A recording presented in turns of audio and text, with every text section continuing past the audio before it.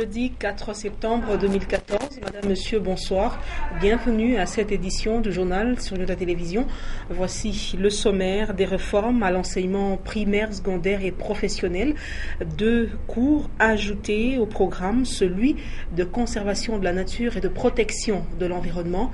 Objectif, former les écoliers sur les questions d'ordre environnemental. Et puis, bientôt de l'électricité à Kassaji, dans le Lualaba, un important lot d'équipements électriques a été acheminé dans cette partie de la province du Katanga. Cette action fait suite à la remise il y a peu d'un chèque d'1 million de dollars du gouvernement provincial à la Société nationale d'électricité SNEL. Une fois de plus, bonsoir. Je l'ai dit tout à l'heure, il y a peu, le gouvernement provincial du Katanga avait remis un chèque d'1 million de dollars à la Société nationale d'électricité SNEL pour l'électrification de la cité de Kassaji. Ce jeudi 4 septembre, on a assisté au chargement d'un important lot d'équipements destinés à cette fin en direction justement du Lualaba. Nono Landou et Stéphane Chisso nous en parlent. De 1 million de dollars américains remis à la Société nationale d'électricité par le gouvernement provincial du Katanga pour le besoin d'éclairer la cité de Kassaji, le chef-lieu du district du Lualaba, produit déjà des effets. Ainsi avons-nous assisté au chargement d'équipements destinés à cette même fin ce jeudi 4 septembre 2014. Des transformateurs de 5 MVA et des disjoncteurs qui aideront à construire un poste de soutirage et au lancement de la première phase d'électrification de la cité. Si tout se passe selon le chronogramme, les habitants de Kassaji célébreront les prochaines fêtes du Nouvel An tout en lumière. Vous vous rappellerez que le gouverneur avait remis de l'argent à la SNEL pour pouvoir réaliser ce projet. Il y a déjà une partie des matériels qui sont déjà au niveau de Kassaji. Il y a des TI, il y a des poutrelles, tout ça. Maintenant, nous sommes en train de charger les disjoncteurs ainsi que les transformateurs de 5 MVA qui seront déjà acheminés d'ici la Kassaji pour qu'on commence les travaux. Donc, après avoir terminé les travaux de génie civil, nous allons commencer déjà à faire le montage. Donc ce sont les matériels que nous sommes en train d'acheminer à la cité de Kassaji. Ce grand projet est budgétisé à hauteur de 1 740 000 dollars américains au total.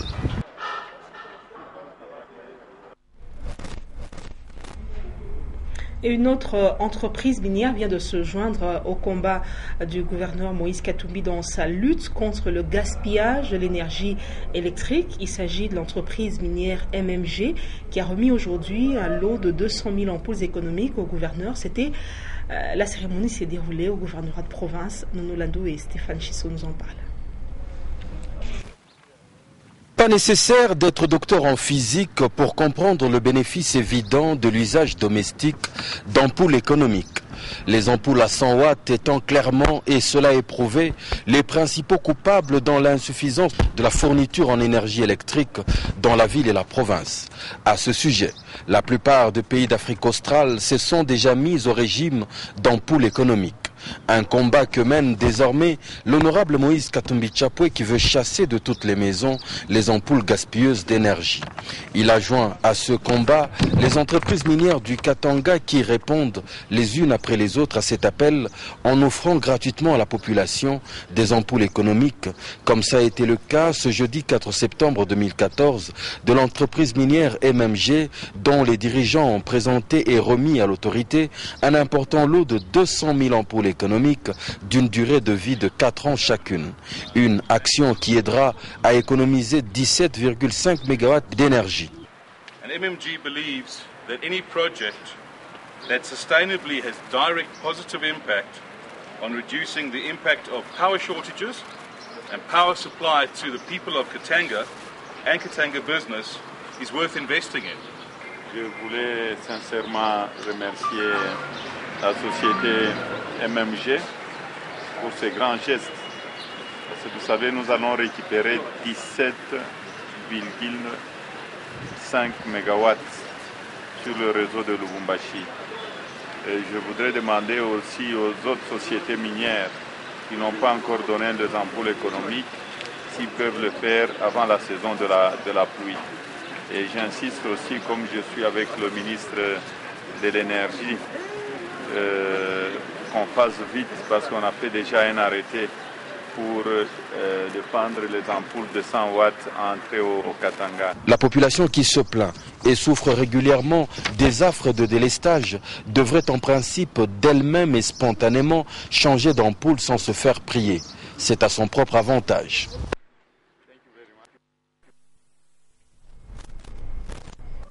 Et au chapitre de la santé, sachez que la campagne de riposte contre l'épidémie d'Ebola se poursuit à Djera et elle est menée par le ministre national de la Santé. Eh bien, je vous informe que Félix Kabange a, au cours d'une réunion de crise, suspendu le médecin inspecteur provincial de l'Équateur. On lui accuse la négligence et pour son inefficacité dans la gestion de cette crise. Edouard Kankouchetengue nous en parle.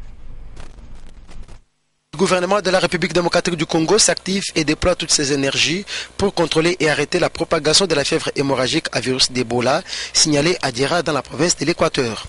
Félix Kabange Numbi, ministre de la Santé publique, qui a séjourné à Bouindé à la tête d'une forte délégation pour piloter la campagne de riposte contre cette épidémie, a suspendu le médecin inspecteur provincial de l'Équateur et le médecin chef des zones de Bouindé. Il leur est reproché la négligence et l'inefficacité dans la mise en œuvre du plan de contingence de l'épidémie. Pour le membre du gouvernement Matata, l'heure est grave et aucune faille du personnel médical ou paramédical ne sera tolérée. Félix Kabange s'est ensuite adressé aux membres de la police d'hygiène aux frontières. Ils doivent doubler d'ardeur dans l'exercice de leurs fonctions. Les statistiques actualisées font état de 31 morts jusque-là. L'opinion doit retenir que l'échantillon du cas enregistré à Malimbankoulou a été analysé à l'Institut national des recherches biomédicales et le résultat est négatif, selon le ministère provincial de la Santé. Pas donc de panique, le virus est bel et bien géré dans les secteurs de Djera. Tout de même, l'observation des règles d'hygiène simples et élémentaires est toujours recommandée. Et puis le personnel enseignant de l'enseignement primaire, secondaire et professionnel de toute l'étendue de la République démocratique du Congo verront leur salaire augmenter dès l'entame de cette année scolaire, édition 2014-2015. Les cas des omis et de nouvelles unités seront également régularisés. Décision prise par le gouvernement congolais via le ministère de tutelle. Les détails, c'est dans cet élément de reportage. 5 milliards de francs congolais viennent d'être débloqués pour améliorer l'enveloppe salariale des professionnels de la CRE de toute l'étendue nationale. Le gouvernement central vient ainsi de tenir à sa promesse faite le mois dernier à l'égard des personnels enseignants qui, à l'annonce de cette nouvelle, avaient estimé que la somme promise était insignifiante par rapport au nombre des enseignants qui compte la République démocratique du Congo. Le président de l'intersyndicat de l'enseignement primaire, secondaire et professionnel a confirmé il y a peu après une rencontre avec les responsables du secteur éducatif à Kinshasa qu'il détient les documents attestant que le gouvernement a déjà débloqué les 5 milliards de francs congolais. En croire Jacques Lukonku, dès le mois d'octobre prochain, chaque enveloppe salariale connaîtra une amélioration. Et à part les déblocages de ces montants, les omis et les nouvelles unités seront payés et mécanisés. Dispositions qui visiblement vont motiver les enseignants à reprendre la CRE dès le 8 septembre prochain, selon les calendriers établis par le ministère national de l'enseignement primaire, secondaire et professionnel pour l'année scolaire 2014-2015. Enseignement toujours dès ce lundi 8 septembre, les élèves congolais verront 2 cours s'ajouter à leur programme. Il s'agit du cours de conservation de la nature et de protection de l'environnement. C'est une innovation qui vise la formation des élèves dans le domaine environnemental. Les détails dans cet élément de reportage. Le système éducatif congolais connaît des changements et des innovations à chaque nouvelle année scolaire, soit au niveau de réforme de programmes pédagogiques à adapter à l'enseignement primaire, secondaire, professionnel et industriel, soit au niveau du personnel enseignant. Pour l'année scolaire 2014-2015, sera introduit 2 cours à l'enseignement primaire, secondaire, notamment celui de la conservation de la nature et protection de l'environnement. Selon les experts de l'enseignement primaire, secondaire et professionnel, l'objectif de cette innovation est d'aider les écoliers à avoir des notions de développement de la nature, sa composition et sa protection, car l'état de l'environnement en dépend. Des manuels scolaires sur le sujet seront disponibilisés par le gouvernement pour le personnel enseignant et les élèves du primaire et secondaire.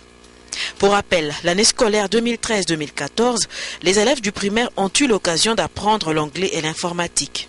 Bien évidemment, certaines écoles n'ont pas eu assez de machines pour la pratique. Le ministère provincial de l'Intérieur, Juvenal Kitungwa, a échangé aujourd'hui avec les deux ailes de l'église luthérienne au Congo. Ils sont venus témoigner aux patrons de l'Intérieur qu'ils ont pu se réconcilier, cela après 12 ans de conflit.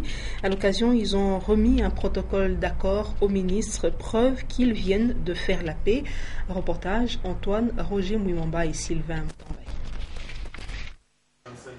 Cette présence des deux ailes de l'église évangélique luthérienne au Congo autour du ministre provincial de l'Intérieur ce jeudi 4 septembre 2014 traduit la réunification, réconciliation et surtout le retour à la raison des dirigeants de cette église après 12 ans de divisions, conflits et autres. En présence du maire de la ville, le ministre Kitungwa a salué le sens de responsabilité des deux parties qui viennent de fumer le calumet de la paix sous la médiation de l'honorable député provincial Célestin Kabozia Maele. Ce conflit a trop duré, ça fait plus ou moins 12 ans et de là nous remercions l'autorité provinciale à travers le ministère de l'Intérieur qui a bien voulu gérer la situation, qui se soit impliqué pour que le calme puisse continuer à régner de ce côté-là. Réconciliation saluée par les deux parties aussi, conduite respectivement par Monseigneur Mwamba Soumaïli, Elko Bureau National, et Monseigneur Nkulu Ngituyenda de la cathédrale de l'Épiphanie. Nous sommes venus présenter le protocole d'accord que nous avons conclu après des négociations pour la réconciliation et la réunification de l'Église évangélique luthérienne au Congo. C'est une conclusion qui a fait beaucoup plaisir aux autorités politico-administratives qui tenaient à ce que les deux tendances de notre Église puissent être réunifiées, réconciliées.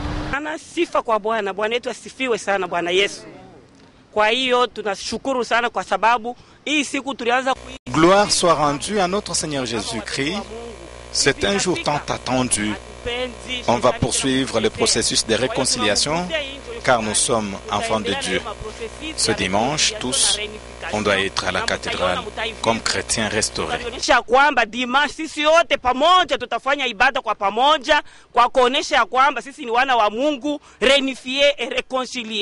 Par la remise du protocole d'accord au ministre ainsi qu'au maire de la ville, tous décident de travailler ensemble comme chrétiens réconciliés et restaurés. Preuve que la tempête est passée.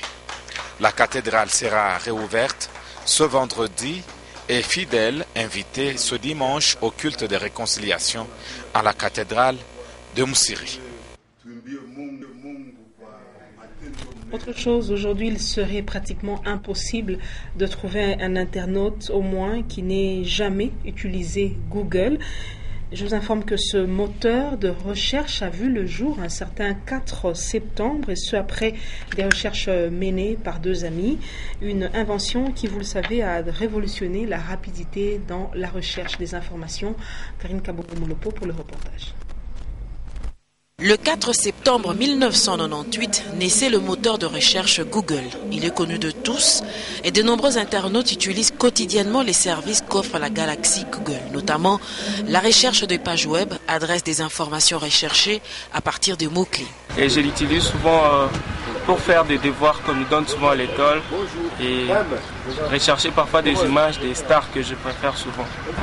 À travers ce moteur de recherche, vous pouvez avoir des images, vous pouvez avoir des fichiers vidéo, vous pouvez avoir des amples informations sur tout ce que vous cherchez à travers le monde. Et donc c'est un moteur de recherche qui nous a permis d'être ouverts.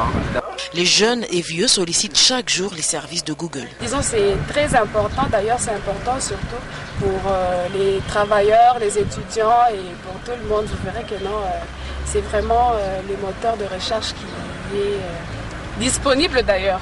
Ça nous sert de chercher des informations sans se taper trop de questions sur Internet. C'est un moteur de recherche qui nous permet aussi d'être aptes à certaines activités. C'est avantageux pour les étudiants, pour les élèves, pour le travailleur. C'est un moteur vraiment très avantageux. Et pourtant, tout n'est pas rose dans la galaxie Google actuellement. Les États, certaines entreprises et aussi des particuliers s'inquiètent de la toute-puissance de Google, car ce moteur de recherche a sa façon très particulière de respecter les lois, et notamment celles qui concernent le respect de la vie privée. Et puis une nouvelle école répondant aux normes pédagogiques a vu le jour à Lubumbashi. Elle est destinée aux enfants des villages Bukanda, Kasamba, Kalebuka et autres. L'œuvre porte la signature du couple des Maltes de la boucherie charcuterie No. 1. La cérémonie d'inauguration a eu lieu ce jeudi en présence de plusieurs invités. Rufin Kibambe et Sam Kitingue nous en parlent. Un bon encadrement de la jeunesse passe par une bonne éducation. Ceci a toujours caractérisé le couple Franck et Mathilda de Malte de la boucherie et charcuterie No. 1. Ce couple vient de mettre à la disposition des enfants du village Kasamba, à plus ou moins 12 km de Lubumbashi, une école de type moderne. Salle de classe, bancs, outils didactiques, salle de professeurs, dispensaires, latrines, groupe électrogène, bref, tout a été prévu pour le bon fonctionnement de l'école Kasamba. Les élèves, les enfants des villages Boulanda, Kasamba, Kalebuka et autres environnant la ferme Kamipini vont devoir étudier sans débourser aucun franc. Au cours de la cérémonie d'inauguration, ce jeudi 4 septembre 2014, plusieurs personnalités de marque de la province ont pris part. Des allocutions, l'on peut retenir celle du ministre de Genre, Famille et Enfants, Thérèse Lukenge, qui a salué l'initiative et a par l'occasion remis un dictionnaire et un lot de ballons aux responsables d'école en guise d'encouragement. Puis viendra la coupure du ruban symbolique suivie d'une visite guidée de locaux. Une fierté pour les parents des Kasamba. Watoto wetu walianza kuhangaika kutoka huko Kasamba kwenda Kafubu peko mbali sana. Lakini leo mama Matilda Malako alitulaka na tuwekea masomo. Tuko na furaha mwa mnene sana. Tuko na muombe na Mungu amubariki kabisa. Pour la promotrice, seul l'amour caractérise ce geste et plaide pour l'aménagement de la rivière Boulanda afin de permettre à tous les enfants d'accéder à l'éducation. Les enfants qui viennent étudier ici viennent de Kasamba et de Boulanda. Au milieu, il y a une rivière qui est absolument inaccessible. Les enfants, pour aller à l'école, avant de quitter Kasamba pour aller à la Kafubu, ils devaient enlever tous leurs habits, traverser à nu et puis reporter les habits. Donc s'il y a moyen de faire un pont sur cette rivière Boulanda. Cérémonie terminée, chaque enfant peut regagner la maison. Le rendez-vous est donc fixé pour le lundi 8 septembre 2014, jour de la rentrée de classe.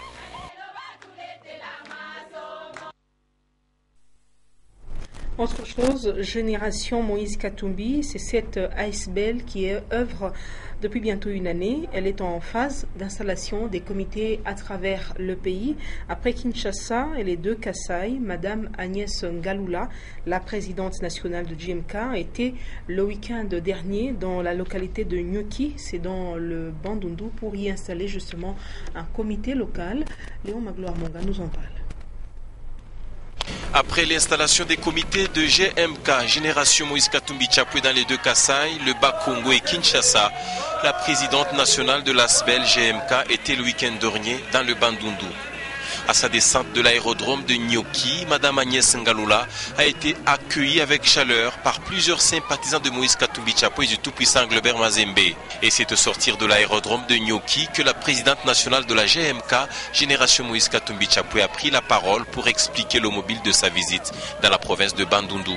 Est-ce que vous allez laisser Génération Moïse Katumbi na mboka na bino lelo? Lelo toye pa na bino.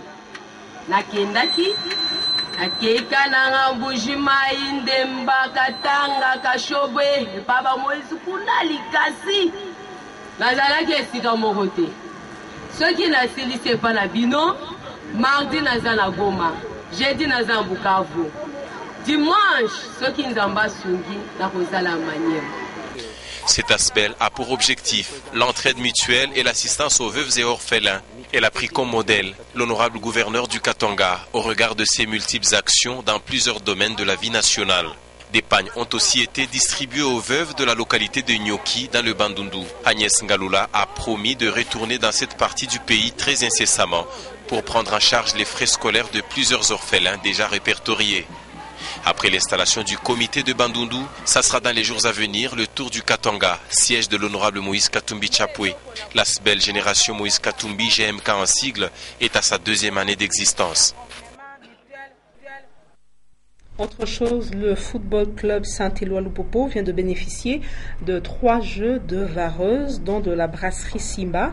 La cérémonie de remise s'est déroulée ce jeudi 4 septembre à l'hôtel Kango 2. Monsieur Yves Mafuta, chargé de marketing à Brassimba, a souhaité une bonne chance et bon début de saison sportive aux cheminots de Lupopo.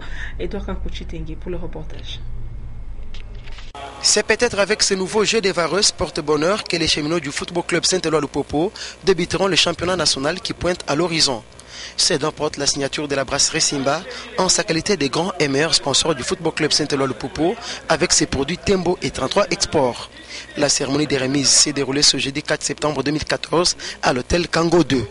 Pour Yves Mafuta, chargé de marketing à Brassimba, son entreprise est derrière Lupopo pour que cette année, les résultats soient satisfaisants. On l'a reçu, il y a 2 jours, et dès qu'on l'a reçu, on a tout de suite fait appel à vous pour qu'ensemble, nous puissions nous rencontrer comme d'habitude et que officiellement, nous puissions vous remettre les équipements que vous avez devant vous. Comme d'habitude, vous voyez, c'est le même équipementier, c'est Nike. Je crois que Nike était présenté. Je pense que c'est l'équipementier du FC Barcelone. Le bonheur sera le bonheur du club de la saison qui va commencer déjà la Ligue Afrique avance. J'espère vraiment cette fois que tous nous allons derrière le propos et derrière la grande sport. Au nom du président Vic Bokasongo empêché, Dieudonné Kamengwa, trésorier du comité, a eu des mots justes pour remercier la Brassimba. Au nom du comité sportif du football club Saint-Éloi-Lupopo et au nom de son président Victor Kassongo Vigo empêché, je tiens à vous remercier sincèrement pour ces gestes qu'on vient de voir. Et comme vous venez de le dire, j'espère que cette fois-ci sera la bonne. Notre équipe va pouvoir donner de bons résultats. Donam Longoy, en sa qualité de chargé de communication au football club Saint-Éloi-Lupopo, a demandé aux fanatiques de ne consommer que les produits Brassimba et surtout 33 Export. C'est dans une belle ambiance, ponctuée par une photo souvenir Lupopo Brassimba, que tout s'est clôturé.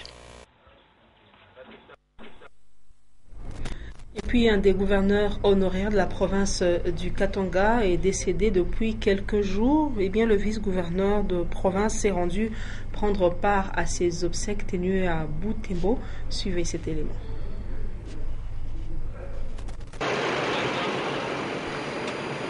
Le vice-gouverneur du Katanga, Yavchibal, a regagné hier soir Lubumbashi en provenance de Butembo, où il est allé représenter le Katanga aux obsèques d'Eni Paluku, ancien gouverneur du Katanga qui avait dirigé la province de 1967 à 1968.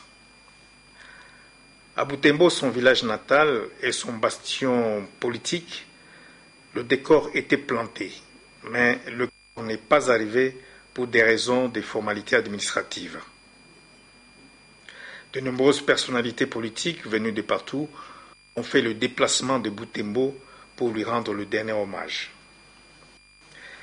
L'histoire retiendra de Paluku qu'il avait succédé à Foster Manzikala, un gouverneur que les Katangais avaient qualifié de tortionnaire, de bourreau et de sanguinaire, au plus fort du régime de la terreur imposé au Katanga par le maréchal. Les Katangais conserveront dans leur mémoire le cachot creusé par Manzikala dans une termitière visible encore aujourd'hui dans l'enceinte du gouvernorat. C'est là qu'il entassait ses victimes avant de les livrer en pâture aux fauves du zoo. En revanche, Denis Paluku, qui est venu lui succéder, avait forcé l'admiration de la population parce qu'il avait apaisé la conscience des Katangais, considérés à l'époque comme des rebuts de la société.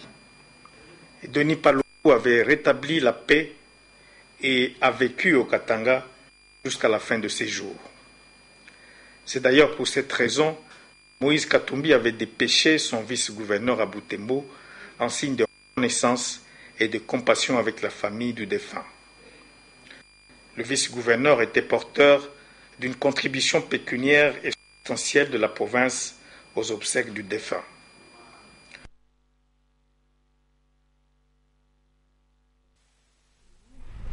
Madame, Monsieur, c'est la fin de cette édition du journal. Merci à vous de l'avoir suivi. Ne nous quittez pas. Tout de suite après moi, vous aurez droit à suivre l'élément en rapport, la page magazine plutôt, en rapport avec le don de vareuse de la brasserie Simba au FC Saint-Éloi Loupopo. Prenez rendez-vous avec les informations, 23h, Patricia Naïsmaoka. Je reviens demain à 17h30 et 19h. Prenez soin de vous. Au revoir.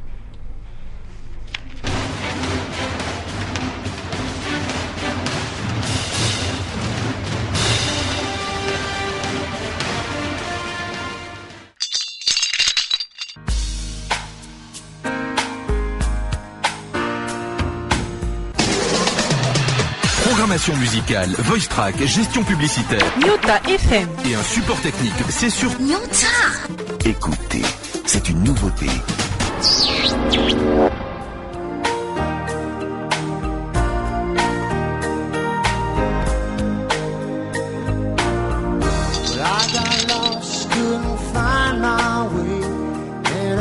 There's nothing